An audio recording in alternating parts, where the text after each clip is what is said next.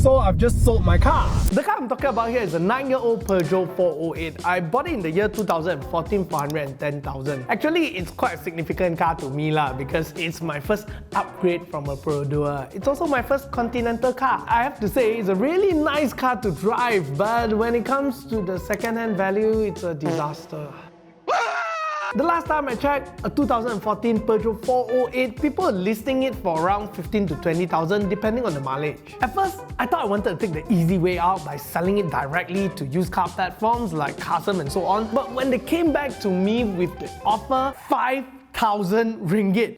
Oh, brother, this guy stinks! It was terribly low. Might as well keep the car myself or I sell it as scraps, get a better price for it. Anyway, this leaves me no choice but to sell the car myself to fetch a better price. My car is in good condition. Aside from the usual wear and tear, there's no issue with the engine at all. However, I have two problems. I have a rather high mileage at 120,000 kilometers and the car really needs a paint job. At first I thought of repainting it before listing it for sale, so I went and did some survey and found that it will cost me around 3,000 ringgit to repaint the car. Not to mention the inconvenient cost of sending it to workshop and so on. So I decided to just list it at a lower than market price to compensate from the much needed paint job. The next day I listed my car on Mudah.my for sale. Since my price was lower than the market, I started getting many calls from interested buyers and appointments were set to view the car. After several meetings, a couple wanted to buy a second family car offered me a price. And the price that they offered me was 11,000 ringgit! And the deal was sealed when they pay me a 500 ringgit upfront deposit. But here's where the real work begins,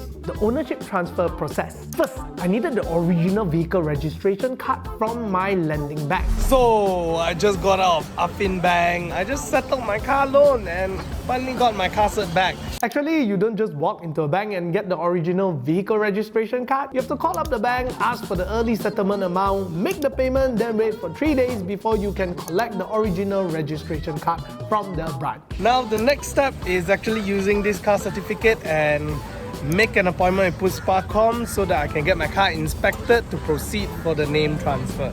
Alright, this part, easy. Just make an appointment through Puspakom website. You will need to register an account, then fill up the relevant details that can be found in your vehicle registration card, then pay a 50 ringgit processing fee and secure an inspection slot with your preferred Puspakom branch. Personally, I chose the one at Padang Jawa because it was convenient to me. You can choose whichever branch that is convenient to you. Just remember to bring your IC and your original vehicle registration card. So right now I'm at Puspakom getting my car checked. My car is somewhere there, so the guys are checking in, making sure that everything passed.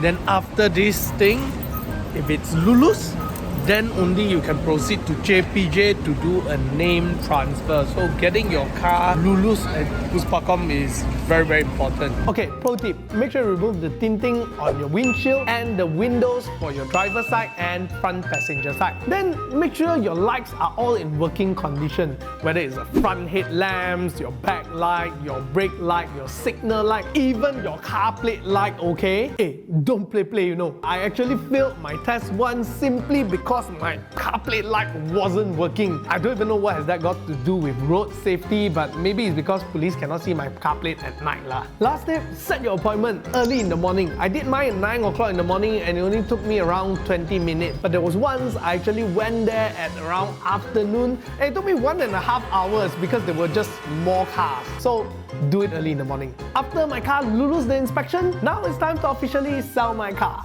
Well, here I am. Today is the day that I'm going to do a name transfer and transfer this car over to the new owners in JPJ. Inside, I can't take any picture, but the owners are here with me, Once it was my turn, me and the new owner had to fill up some forms and present to the JPJ officer our IC and also the original vehicle registration card. Then we were charged 100 ringgit fee for processing and the car ownership was transferred immediately. And that's how I sold my 9-year-old car at a higher price without going through any used car platform. So at first it was quite scary because I was unfamiliar with the process, right? I also had this perception that this whole thing can be very complicated, but after trying it myself, I find that it is not as complicated as I thought, and if given a choice, I will still do it again. So the question is, should you do it yourself like me, or you should go directly to a used car platform? Here are my thoughts. If you're not in a rush to sell your car and you have the time to go through the whole process like listing it, meeting prospective buyers, going to Puspakom and then going to JPJ yourself, then you should do it yourself, because after all you can fetch a much higher price and you can take that as a compensation for all the hard work that you've done. However, if you're in a rush to sell and you do not have the time to go through all those process, or you do not have the means to settle your car loan up front, then going to